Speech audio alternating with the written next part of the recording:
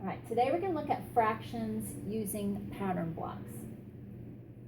The pattern blocks that we'll focus on is the hexagon, the trapezoid, which looks like that, the rhombus, which looks like this, and the triangle, which looks like this.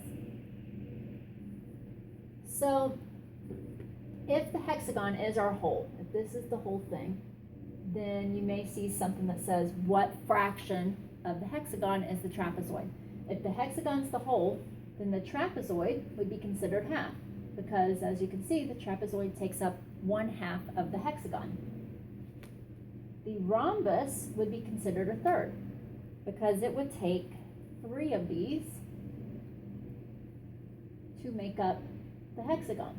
So if 3 of them make the whole, then each rhombus would be 1/3 of the whole. And the triangle would be a 1/6, because it's going to take 6 of these triangles to make up the whole hexagon. Okay, so each triangle is 1/6 of the hexagon.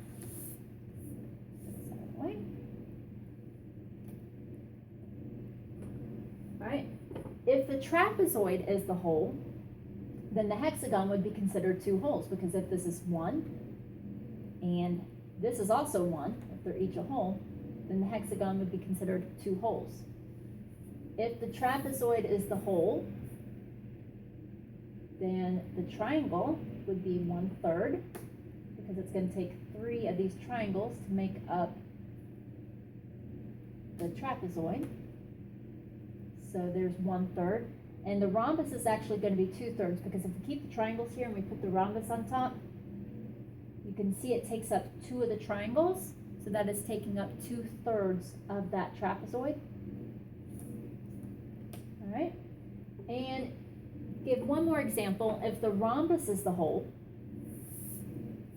then the hexagon would be considered 3 wholes, because this would be 1,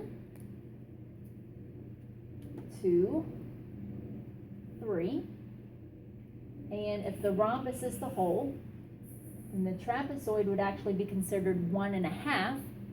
This is tricky, but here's the whole part.